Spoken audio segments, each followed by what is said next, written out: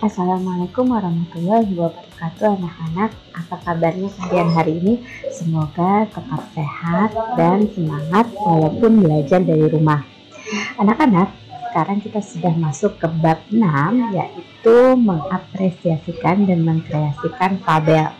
Pasti kalian bertanya-tanya kan, apa sih fabel itu?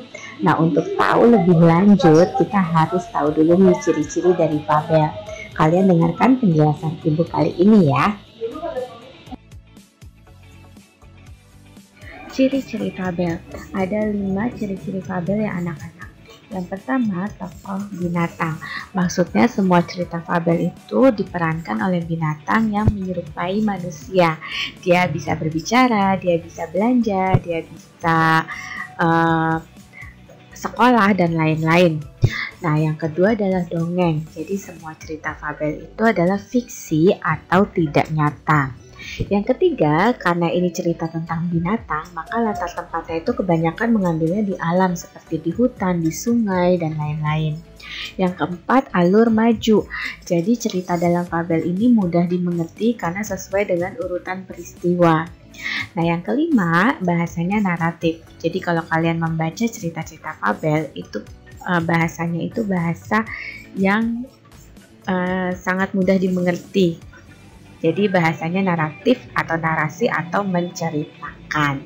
Seperti itu anak-anak, mudah-mudahan bisa kalian pahami ya.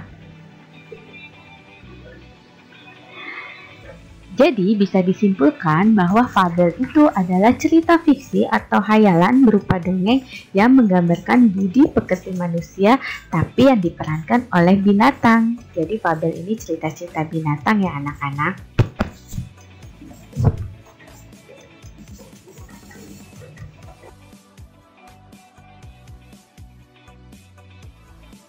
Sekarang kita masuk ke unsur-unsur fabel atau hal-hal yang terdapat di dalam cerita fabel. Ada 7 unsurnya. Yang pertama tokoh. Kalian sudah tahu ya, tokoh itu adalah pelaku dalam cerita. Yang kedua penokohan, ini adalah karakter. Jadi nanti di dalam cerita fabel itu ada karakter yang antagonis, itu jahat. Ada yang protagonis, itu baik. Nanti ada juga yang tritagonis. Jadi dia punya 2 karakter ya. Jadi di awal mungkin dia baik, di akhir jahat atau sebaliknya. Dan yang ketiga adalah watak. Itu adalah sifat tokoh yang terlihat pada tindakan. Misalnya dia di dalam cerita itu kikir atau pelit atau sombong dan lain-lain. Nah, yang keempat itu latar atau setting. Jadi latar atau setting itu adalah tempat, waktu, dan suasana di dalam cerita. Yang kelima, alur, itu adalah urutan peristiwa dari awal sampai akhir.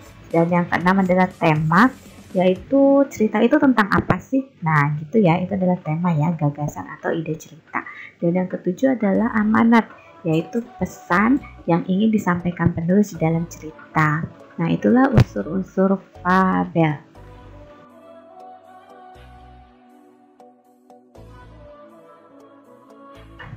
Sekarang kita masuk ke jenis fabel. Di sini ada 2 jenis fabel, ada fabel alami dan juga fabel adaptasi.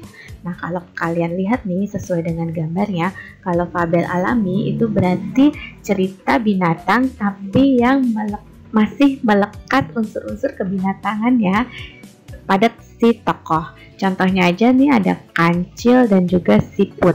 Nah, siput itu aslinya binatangnya kan sifatnya lambat ya. Nah, di cerita ini masih melekat nih sifat asli dari binatang tersebut, dia lambat.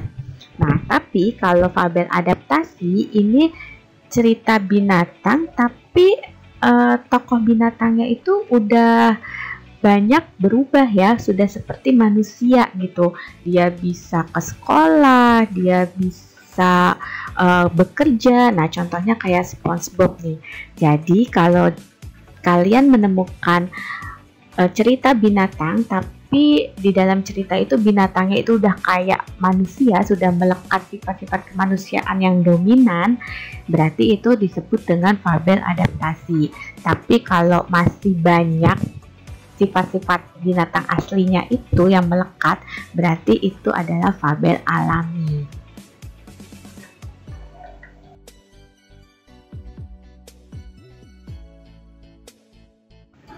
Berikutnya yang harus kalian tahu adalah struktur fabel. Jadi ada 4 struktur atau susunan dalam cerita fabel, yaitu orientasi, komplikasi, resolusi, dan juga koda. Yuk kita cari tahu yuk masing-masing dari struktur itu. Yang pertama adalah orientasi. Orientasi itu adalah bagian awal dari suatu cerita. Jadi kalau kalian baca cerita nih, pasti di awal itu kalian akan dikenalkan siapa tokohnya, tempatnya di mana, dan lain-lain. Nah, bagian pengenalan tokoh dan lain-lain itu disebut dengan orientasi. Lanjut, kalau misalnya kalian baca cerita, pasti kan kalau udah dikenalin tokohnya, kalian udah tahu lah tokohnya siapa, tempatnya di mana, pasti nanti akan muncul konflik atau permasalahan. Kayaknya nggak seru ya kalau cerita itu nggak ada masalah. Nah, bagian cerita yang muncul konflik atau masalah ini disebut dengan komplikasi. Jadi komplikasi itu adalah bagian cerita di mana masalah itu mulai muncul. Kalau sudah masalah muncul, apa yang biasanya di dalam cerita itu ada? Pasti adalah pemecahan masalahnya. Nah, bagian di dalam cerita yang memuat pemecahan masalah itu disebut dengan resolusi. Oke, nah setelah pemecahan masalah, ini yang harus kalian ingat nih. Yang terakhir adalah koda. Koda itu adalah kesimpulan dari cerita. Tapi koda ini tidak selalu ada.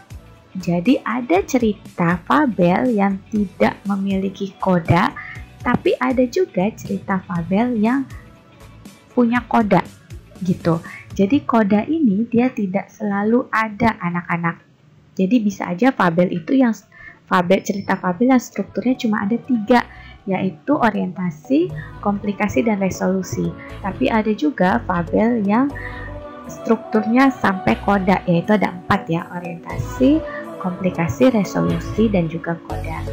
Nah, mudah-mudahan kalian bisa memahaminya ya.